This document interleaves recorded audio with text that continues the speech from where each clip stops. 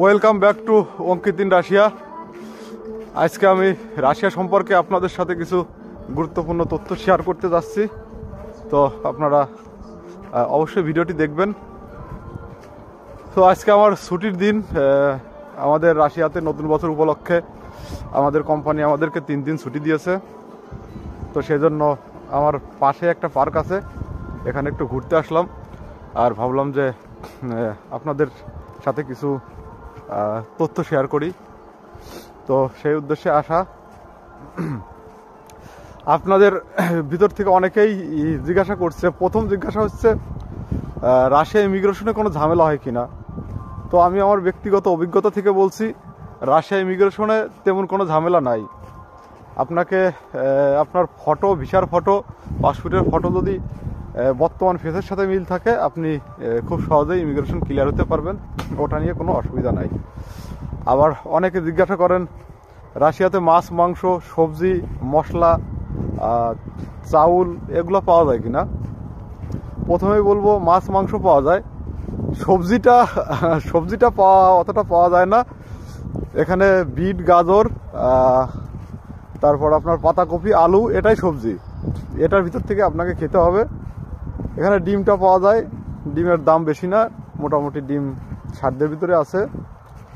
আর চাউলটা এখানে সব হাফ সিদ্ধ চাউল, ফুল সিদ্ধ আছে চাউল, কিন্তু ওটা দাম বেশি। আমি দাম বেশি হলে আমি ওটাই খাই, ফুল সিদ্ধ। যেহেতু আমি বাঙালি মানুষ, তো আমাদের তো সিদ্ধ চাউলের ভাত খেয়ে অভ্যাস, তো সিদ্ধ চাউলটাই আমি খাই।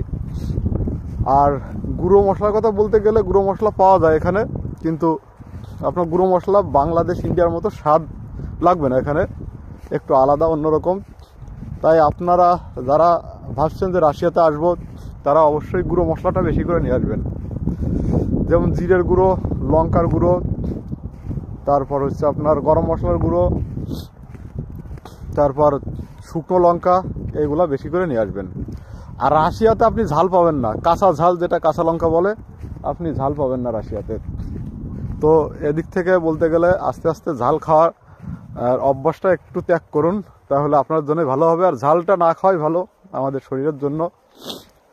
আর মাছ, মাংসর দামটা এখানে ঠিকই আছে, মাছের দামটা একটু বেশি। তো সেদিক থেকে বললে মোটামুটিভাবে অসুবিধা নাই, রাশিয়াতে আপনি চলতে পারবেন, অসুবিধা হবে না। আর রাশিয়ার ওয়েদার, তো অনেকের জিজ্ঞাসা থাকে রাশিয়ার ওয়েদার কেমন। ভাই, রাশিয়া মানেই ঠান্ডার জায়গা, এখানকার ওয়েদার তো একটু ঠান্ডা হবে, এটাই স্বাভাবিক।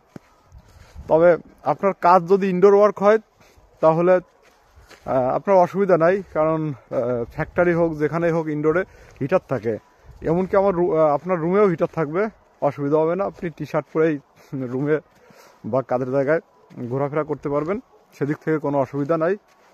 এমনিতে রাশিয়া ভালো, রাশিয়া মোটামুটি চলাফেরা করে মানে ইউরোপ ফিল পাওয়া যায়। এক কথায় আমরা যারা গরিব, অর্থনৈতিকভাবে অসচ্ছল, আমাদের জন্য রাশিয়াটা ঠিক আছে। মানে ইউরোপের স্বপ্ন দেখি আমরা, সেটাই আমরা এখানে পূরণ করতে চাই।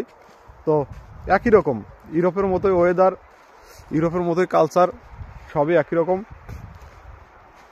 তো আসুন রাশিয়াতে, যারা রাশিয়াতে আসবেন তাদের জন্য আমার পক্ষ থেকে শুভকামনা রইল।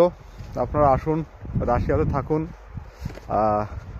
রাশিয়ার মানুষগুলো বেশ ভালো, এদের মানসিকতা অনেক উন্নত। এরা এক কথায় মিশুকে প্রকৃতির। এরা, আপনি আসবেন, আপনার সাথে কথা বলবে,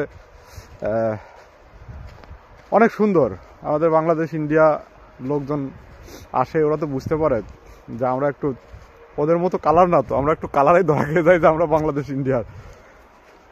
তো এশিয়ার লোকজন দেখলে ওরা কথাবার্তা বলে, বেশ ভালো ওরা মিশুকে। তো আসুন আপনারা, আশা করি অসুবিধা হবে না। রাশিয়াতে থাকুন, কাজবাজ করুন, ঘুরুন, আনন্দ করুন।